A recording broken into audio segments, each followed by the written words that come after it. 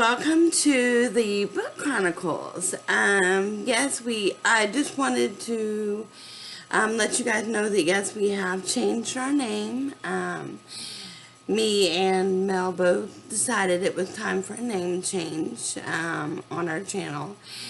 But this video, I wanted to give you more of a look at what I got at the library this past week, as well as what I'm currently reading and a few of the books that I have finished. And I'm gonna do, I will be reviewing today Zenith, the long-awaited review of Zenith. So I needed to go ahead and get that done because I'm mailing this to my good book off to my good friend my good friend Megan. But without further ado, let's get started. The first book I want to go over what I'm currently reading is Tiger's Quest. I'm currently 116 pages in. I started this back at the beginning. This is part of the one of my OTP reads, and I definitely plan on finishing this before the end of February. But I just got distracted by some other books. But this is the second book by Colleen Houck in the Tiger's Curse series. So I'm currently reading this. As well as with the read-along, I'm currently reading City of Ashes by Cassandra Clare. I am about 72 pages into this book. And this is a reread for me. So I have read this before. I just wanted to, since I am participating in the year-long Shadowhunters read-along, I wanted to kind of reread the two books in the first Mortal Instrument series, just to refamiliarize myself with the series so far. But I am working on City of Ashes. And if you want to participate in this, you can join the Direct Society through Facebook, or and get more information at Emma Books channel on that. And another one of the books I'm currently reading, this is what I've been really reading lately, I'm almost done with it actually, is Looking for Alaska. I'm about 50 to 60 pages done with this, and this is one of my library books I checked out. And I'm so glad I checked this out because it is so good so far. I'm going to do a full in-depth review of this, but the full review I'm doing today is for Zenith, but this follows the main character, Miles Halter. They call him Pudge, but he has just gone into a boarding school, and he meets new friends. He makes new friends, including Alaska and a bunch of other kids, and it just follows their adventures together. I won't go into much further, but you should definitely, it is a little slow at first, but it's definitely worth, because it does have some humor in it. Quite a few funny parts, now this is classified as YA, but I wouldn't recommend this for probably anybody under 17 years of age, just for the fact for a YA book, this does have some strong content, but it's a very good book. It did win a prize, so I'm very excited that I'm reading this book. And the other one I just finished, I buddy read this book with my good friend Melissa over at Melissa and Barnesy Read, which is They Both Die at the End by Adam Silvera. I loved this book. It follows Mateo and Rufus on their last day together. They both get a call from Deathcast, say that they are gonna meet an untimely death within the next 24 hours. Doesn't say when exactly or how, but this is a very, very good story. It really does give you a lot of all the feels. But I really enjoyed it. I gave this a 5-star, definitely a 5-star book. Um, and the next one that I finished was, and I'm going to do a review on this. I got some tabs. So this is going to be my official review. I'm going to go ahead and do this now because this book is going to be mailed off tomorrow to my friend Megan so she can read it. I didn't want her to have, just in case she didn't like it, I didn't want her to have to buy it in case she did want to try it out. Because as you notice, this is the book right here. It's gotten a lot of controversy on BookTube. And my opinion, this is a solid, excuse me, this is a solid 3.5 star for me. I think I gave this a 3-star on Goodreads, but this book is by booktubers Sasha Alberg and Lindsay Cummings, and it follows main character Androma, which her name is Andy, she commands a team of space pirates up in space, and they I mean, it's really hard to explain this, but they go to rescue the colonel's. Basically, the book starts out, they're being chased, and the colonel ends up taking their ship, which is the Marauder, and he offers them because they're also criminals, so they're wanted fugitives, so they're kind of on the run, but he offered them for in exchange for a clean slate, wipes, to go and rescue his son. Dang, I've already forgotten his name. Let's see if I can find his name here.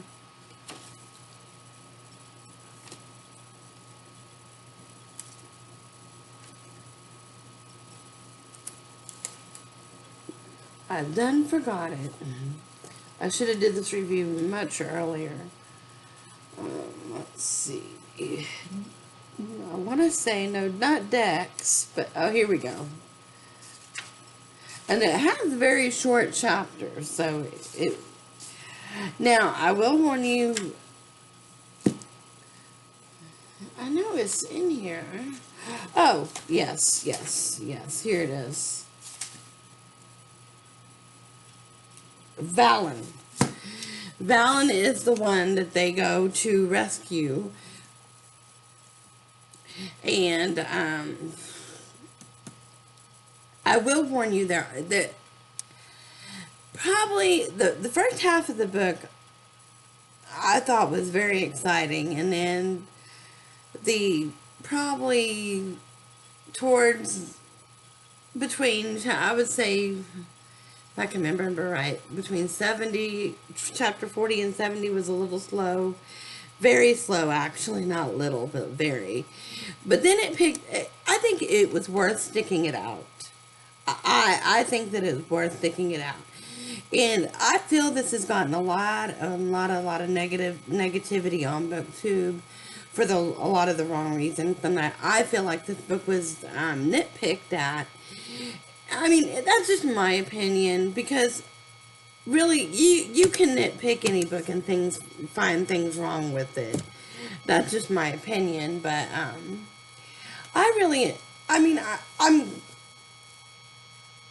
I did want to DNF this at one point. I will be honest with you, because it just got so slow. There's a lot of unnecessary. It does need to be condensed, definitely, for sure.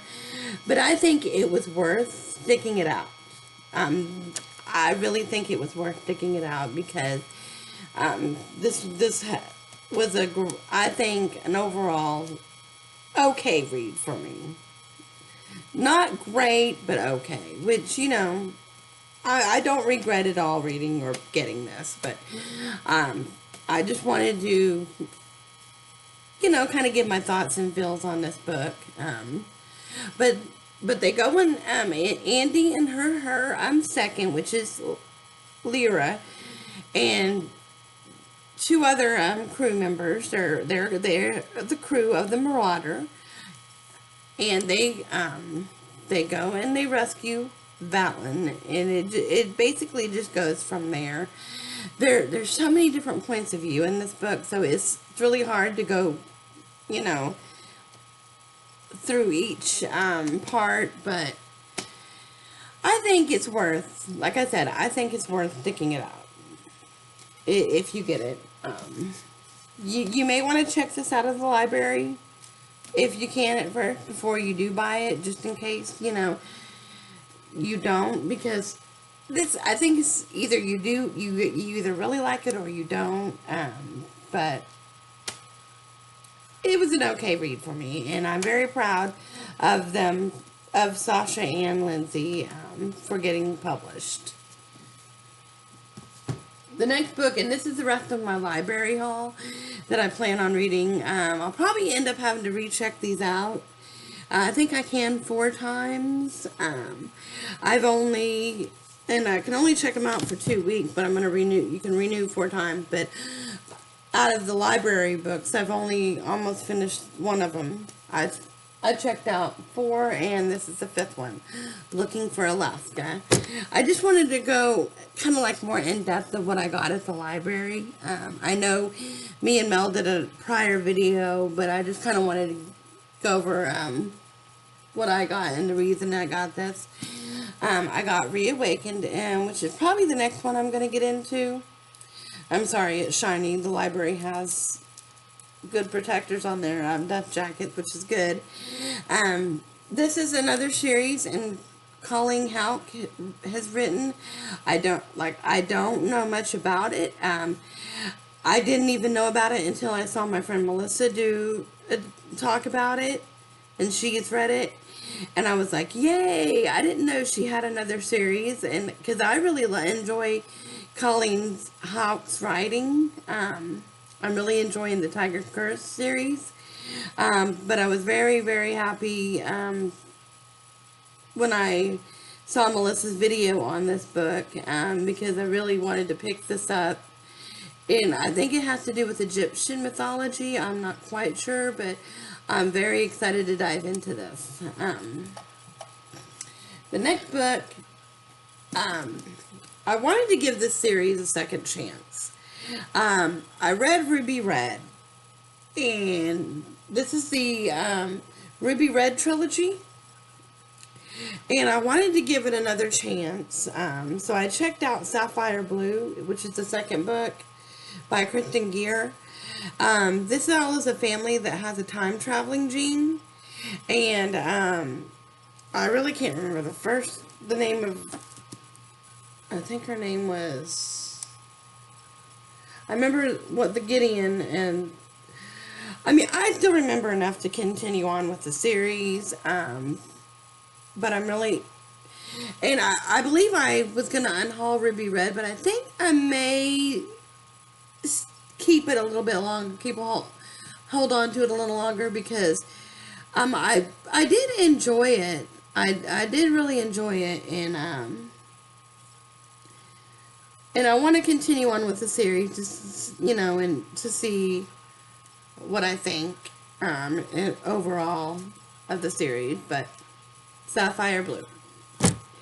And 2 more books. I have been meaning to read this for so long. This is called The Bone Season. I had gotten the paperback a while back, but I returned it. I can't remember why.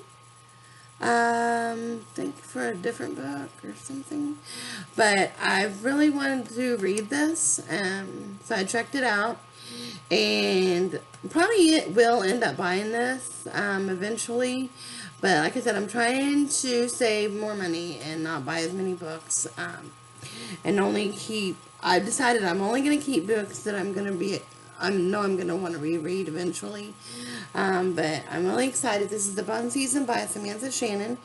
And I believe this follows a world, where, about a main character that's clairvoyant, I believe. I don't know a whole lot about it, but I'll read let me see if I can read the synopsis. Paige Mahoney is working in the criminal underworld of Scion, London. Her job to scout for information for breaking into people's minds. For Paige is a dreamwalker, a rare kind of clairvoyant, and under Scion law she commits treason simply by breathing. But that's pretty much, I won't read the whole synopsis, but just to give you, but it's really intriguing, and I've been really wanting to pick this up for a while. It's a trilogy. I believe there's 2 more, but if I enjoy this, I'll pick it up eventually, and to be in my permanent library. But this is The Bone Season.